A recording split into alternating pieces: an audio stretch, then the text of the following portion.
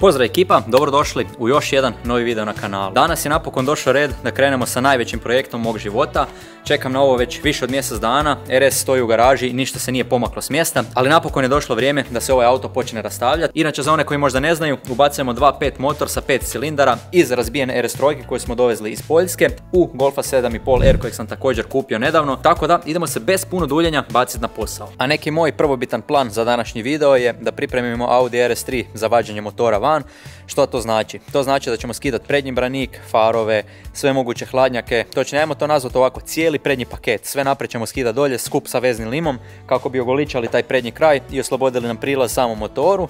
Onda ćemo se vjerojatno baciti ispod auta gdje ćemo skidati kardan, zadnji haldex i još neke dodatne stvari kako bi oslobodili motor sa svih mogućih strana, a onda u sljedećem videu ćemo vaditi sami motor van. Trenutno je 9:30 na večer, odlučio sam se doći na večer u garažu zato što je preko dana prevruće, znači preko 30 stupnjeva bude, a ovako ću lijepo laganini raditi. Ovdje ću si spojiti neke LED lampe da nam ne bude mrak i lagano ćemo raditi, neću se toliko znojiti kao preko dana. Iako sam i danas preko dana već bio u garaži zajedno s Ivonom, to vam nismo snimali, ali očistili smo kompletnu garažu i odvezli sav otpad koji smo imali u garaži, to ste mogli vidjeti u prošlom videu. Ali ajmo to sad pustiti na stranu, tema današnjeg videa nam je RS trojka, tako da idemo se odmah bez puno duljenja baciti na posao. Upravo mi je pala još jedna stvar na pamet koju sam htio napraviti, htio sam ispustiti ulje koje je trenutno u ovom motoru, čisto da vidimo u kakvom je stanju, jer nemamo pojma šta su prije radili s ovim autom, znam samo da je 5 puta razbijan, a pitaj Boga kako je ulje unutra, tako da ćemo ispustiti ulje, vidjeti da li ima špene u njemu i nasipat ćemo privremeno neko ulje što je Marku ovdje ostalo koje na kraju nismo iskoristili, čisto da malo isperemo cijeli motor, a onda kasnije kad će se motor ubacivati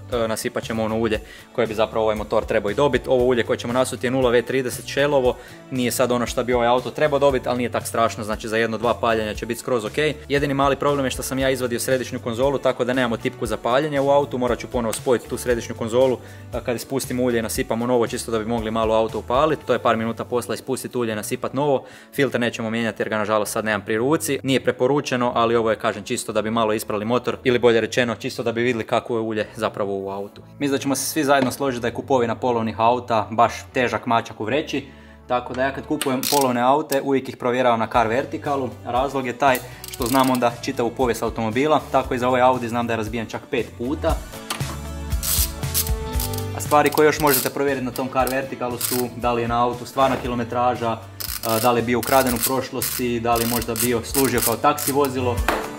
I još neke druge dosta bitne stvari možete tamo provjeriti, tako da vam preporučujem da koristite stranicu Car Vertical, uz pomoć promo koda Matej možete ostvariti 20% popusta ili prvi link iz opisa videa vam isto donosi 20% popusta, tamo na stranici unesete broj šasije i izbacujem kompletan izvještaj o automobilu, znači sve te stvari koje sam već nabrojio i to vam na kraju može olakšati da izaberete neki dobar auto, a ne neki koji je bio razbijan 5 puta kao ovaj Audi, ali meni u ovoj situaciji nije bitno da li je bio razbijan ili ne, pošto ću ja i onako vaditi samo motor i neke druge bitne stvari. Ulje je očekivano baš u jako lošem stanju, crno je, znači evo probat ću vam to pokazati. Ne znam koliko ćete sad vidjeti zbog osvjetljenja, ali baš je crno, što naravno za jednog benzinca nije idealno.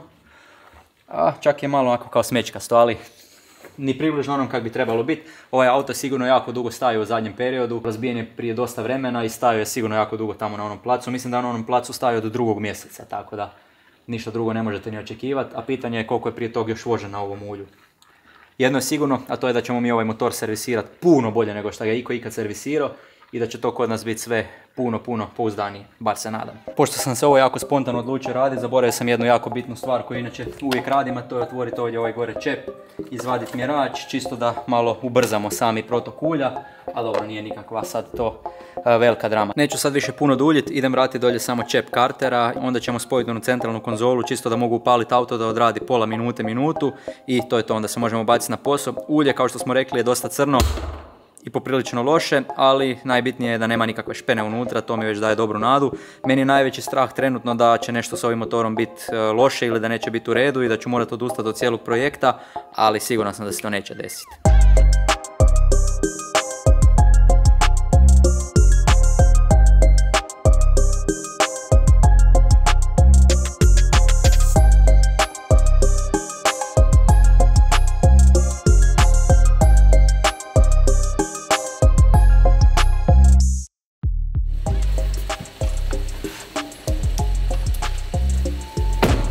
Evo ga, sve je spojeno, palit ćemo ga na pola minuti čisto da odradi i to je to.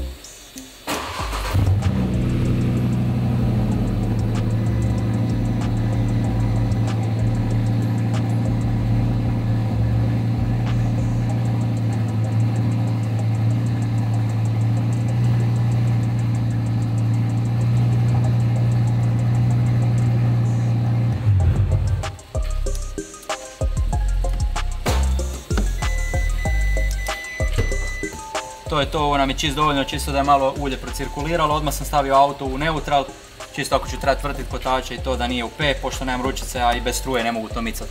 Uglavnom idemo se sad baciti na ono najbitnije što sam rekao, idemo skidati cijeli taj prednji paket, moram samo maknuti golfa i odpojiti kablove, logično. Evo da vidite čisto koji kaos ovdje nastaje zbog paljenja i by the way ova vrata bi mogli u današnjem videu skinuti, pošto nam se stalno otvara i onda nam smetaju u garaži, čisto da dobijemo malo na prostoru. A uglavnom ovo su vam kablovi, znači mi stalno moramo to spajati kad god palim ove aute, ali ovo je RS-u bilo najvjerojatnije zadnje paljenje dok ga ne izvadimo van iz auta. Sljedeće paljenje će biti kad se bude nalazio u sedmici unutra. Uglavnom sad ću sedmicu opet maknut, čisto da mi ne smeta ovdje. Malo ću tamo pomaknuti rikverc i onda se ovdje možemo lijepo baciti na posao, skidamo cijeli prednji kraj.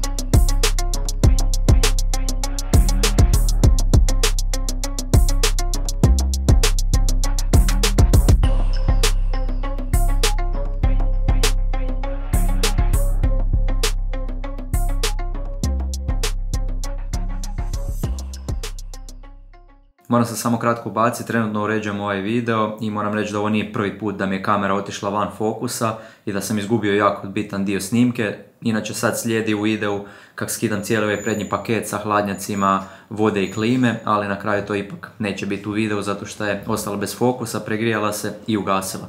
Morat ću potražiti neko rješenje za to, ali bez obzira na sve, uživajte dalje u videu, nije smak svijeta, vidjet ćete sad kako auto izgleda bez cijelog prednjeg paketa. Evo ga, prošlo nekih 2 sata sigurno, rastavio sam cijeli prednji kraj, u međuvremenu mi je došao Luka sa svojim frendom u posjetu malo. Di ste vi bili ove kasne sate? Ponoć je, dečki. A di si ti bio? Ja imam alibi, ja radim. Šta ste vi radili? Kavu. Vi pijete kave, a? Eto, moj brat kojem sam ja pomagao slagati getribu pije kavu dok ja rastavljam auto. Šta imaš reći u svoju obranu? Bio sam na kavi kad se ti sjetio da ideš rastavljati auto. Ok, ajde, poludobar izgovor. Ajde vam pokažem šta sam sve poskidao sa auta. Vidjeli ste, uglavnom prvo smo skinuli branik, točnije ja sam ga skinuo pošto sam bio sam sam Luka ja bio. Tu u garaži? Da. A ja sam ti bio na kavi. Znam. Onda sam skinuo farove, pa sam skinuo vezni lim, intercooler koji me malo namučio s onim jednim crijevom. Onda nakon toga sam skinuo ovaj paket sa kondenzatorom klime i hladnjakom vode i također s tim svim zajedno izašao i ovaj usmjerivač zraka od samog usisa. E sad... Možemo to još jednom sad ponoviti, ali bez ovog jebiga. Može, ajde. Gdje ste vi bili večeras? Jebiga bili pili kavu. Aj, mići ste. Uglavnom, sad još ću napraviti sljedeće. Ova ovdje crijeva, znači ovo što ide sa usisne gore od intercoolera, oni charge pipesi što idu direktno s turba i sve ovo dolje što je ostalo visit. To ću malo raščistiti, čisto da malo urednije izgleda. Također ovu trubu ću vidjeti da maknem da ne visi tak bez veze i malo ću još to ogoliti čisto da nam olakšam posao kad ćemo u sljedećem videu vaditi motor, a onda ćemo sutra doći i prebaciti se na donji dio auta gdje ćemo skidati sami pogon, znači kardan, haldex i sve što ide s tim.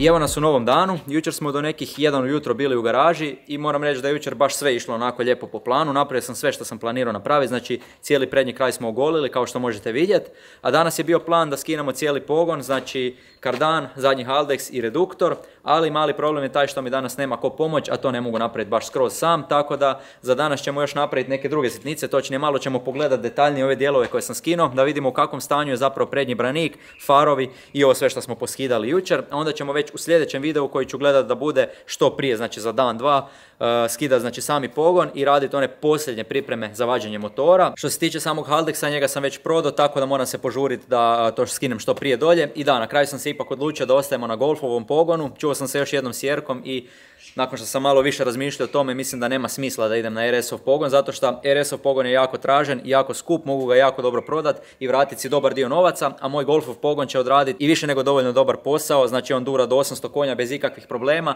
i za ovo za što ću ja koristiti auto bit će i više nego dovoljan, a ako ćemo nekad ići na street race neće nam to značiti ništa previše. Tako da ostaćemo na golfovom pogonu, tu ćemo si vratiti dosta novaca, tako da imam kardan još na prodaju i reduktor, to vam je nekih 2000 eura, to dvoje zajedno, ako ima neko koji je možda zainteresiran nek se javi. Ajde da sad pogledamo ove dijelove koji su još ostali, točnije koje smo skinuli.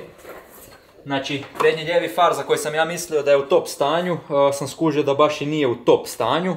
Gore je pukla jedna kopča, ovo sve ostalo se čini u redu, tu jednu kopču možda neko može popraviti, složiti i to si upasati ako želi. Far bi se trebao ispolirati, ali ja sam mislio da ću ga moći prodati za dobre novce, ovak ne vrijedi nešto previše, ali opet se može prodati. Drugi far, to sam i znao da je u jako lošem stanju, znači kod njega je staklo puklo totalno, sa stražnje strane vise neki dijelovi, tako da tu ću vidjeti da li mogu možda neke dijelove ove unutarnje izvaditi i vidjeti koliko vrijede, možda se oni mogu prodati, ako ne bacit ću ga u smeće. Prednji branik me jako iznenadio zato što je zapravo u jako dobrom stanju, znači ona tamo strana je normalno u kompletu, a ova ovdje desna strana u biti ne fali niti jedan dio, nego bi samo trebao neki dobar lakirer ili neko ko se bavi plastikom, trebao bi ovo sve ovdje lijepo povariti i trebali bi se vjerojatno ovdje ovi dijelovi za kopče napraviti, ne znam, ne razumijem se baš u to, ali ovo bi neko možda mogao spasiti, tako da ću ovo prodati za neke sitne novce, možda si neko iskoristi.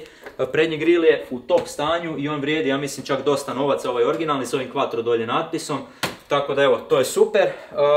Prednji vezni lim je također isto u ok stanju, naravno nije nov i sad izgleda jako ružno zato što je prljav, ali se isto sigurno može prodati za neku sitnu lovu, tako da kad zbrojite te sve neke sitne dijelove, evo recimo i ova truba vrijedi možda 5-10 eura, tako da kad se to sve zbroji, opet ćemo izaći na neku normalnu cifru. Ova neka crijeva ću trebati, još ne znam točno sad svako crijevo koje će mi trebati, intercooler će mi trebati, ali ja sam kupio Wagnerov, evo jedan intercooler, znači malo je veći od ovog originalnog kao što možete vidjeti, tako da on će ići na auto. Ovo je originalni OEM koji sam skinuo, možda prodam, možda bacim na smeće, stavit ću ga na oglas, pa ako ga neko kupi za isto neke sitne novce, super, ako ne, ne.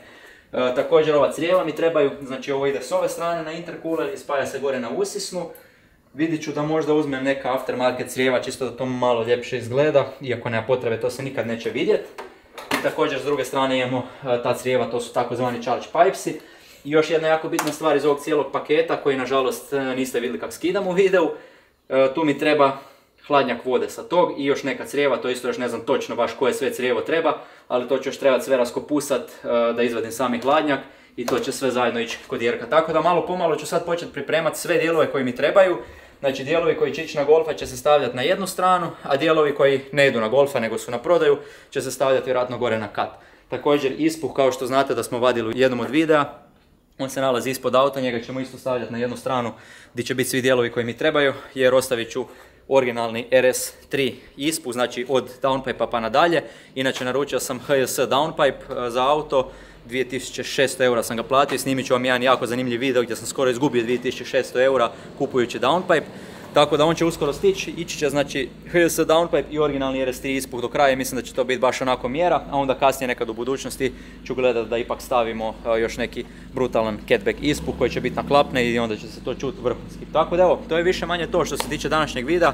Kažem, bio je plan da se skine taj pogon, ali nema veze, to ćemo onda u sljedećem videu. Znači sljedeći video će biti posljednje pripreme za vađenje motora i onda onaj video iza odmah vadimo sami motor van i nakon toga ćemo još snimiti možda 1-2 videa gdje ćemo raskapati sve kompletno u interijeru samog auta. Tako da to bi bilo to što se tiče ovog videa. Kao što čujete u pozadini i Luka je u međuvremenu stigo, došao je po mene, mi pićemo dalje, a onda sutra već krećemo skidati sami pogon i snimamo vam novi video.